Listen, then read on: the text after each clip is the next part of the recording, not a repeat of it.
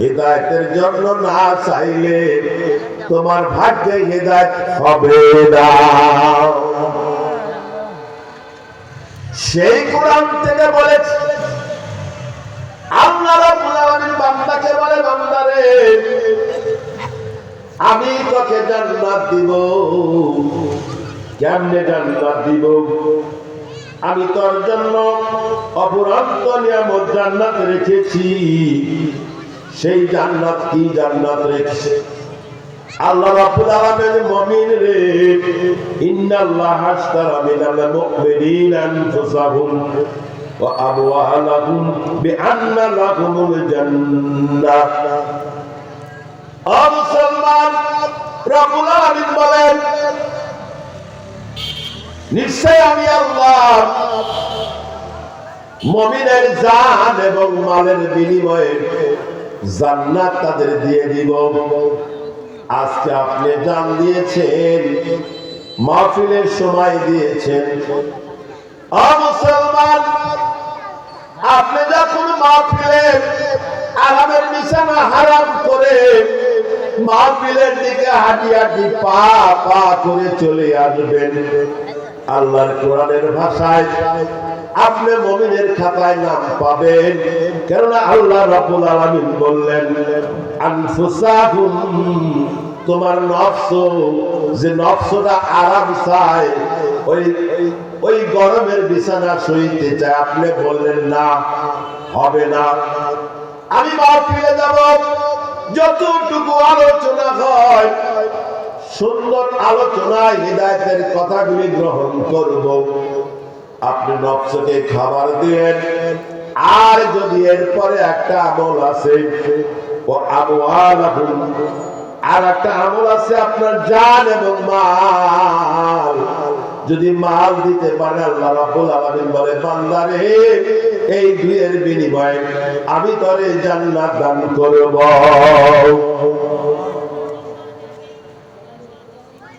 এখানে আল্লাহ রাব্বুল আলামিন বলছেন যে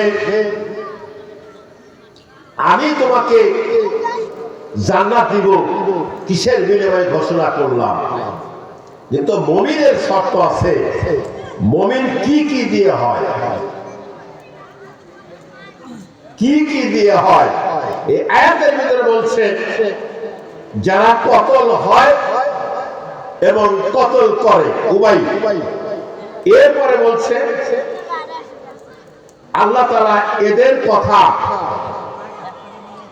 ওয়াদান আলী হাক্কা, এদের ওয়াদা সত্য। কোথায়? ফিত তাওরাত ওয়াল ইনজিল ওয়াল কোরআন। তাওরাতে রেখেছে, ইনজিলে রেখেছে, কোরআনে রেখেছে। যে আয়াত তেলাওয়াত করলাম, রব্বুল আলামিন বলেন, বান্দারে তুমি যদি 8টি গুণে গুণান্বিত হতে পারো, আল্লাহর ভাষায়, আল্লাহর কালামের ভাষায়, তাহলে তুমি মুমিনের খাতায় তোমার নাম যাবে। 1 নম্বর, যদি তুমি আত-তাইবুন, তওবাকারী হতে পারো। তুমি যদি তওবাকারী হতে পারো, তোমার তওবা যদি আল্লাহ কবুল করেন, তুমি কি জানো যত গুনাহ করো না কেন, রাত্রির শেষ ভাগে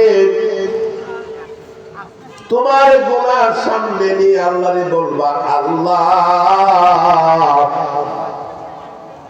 জীবনে কত গুনাহ করেছি, জেনেও করেছি, না জেনেও করেছি। ওগো আল্লাহ, তোমার অগম গুনাহগার বান্দা আমি তওবা করলাম, জীবনে আর গুনাহ করব না। এই তওবা করে যদি আপনি মারা যেতে পারেন, আপনার আমলনামায় এত বেশি বেশি হবে, আপনার মৃত্যুটা মুমিনের খাতায় হবে।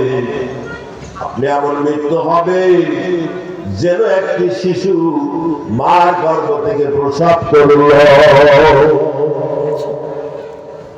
মুসলমান, তওবা তুমি যদি খাঁটি দিলে করো,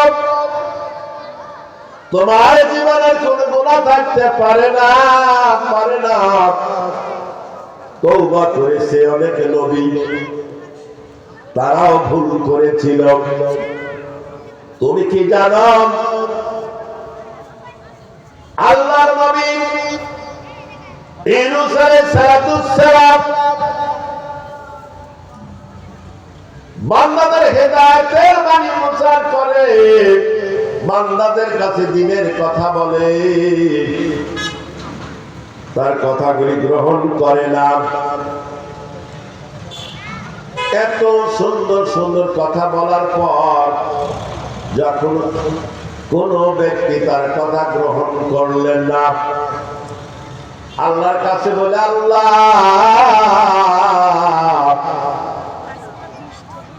তোমার বান্দারা আমার কথা কখনো কর্ণপাত করে না। আল্লাহ বললেন, ইউনূস রে, আমি ওই জাতির উপর গজব দিব, ওই জাতিকে গজব দিয়ে শেষ করব। আল্লাহর নবী অপেক্ষা করলেন না। আল্লাহর নবী আল্লাহকে জিজ্ঞাসা করলেন না কখনো গজব কিভাবে গজব। আল্লাহ নবী ওই এলাকা থেকে চলে যায়, বহুদূর চলে যাবে। এই এলাকা যদি শেষ হয়ে যায়, নবী আমার রওনা দিলেন। এক জায়গা থেকে আর এক জায়গা পার হতে নৌকার প্রয়োজন হয়। নৌকায় যখন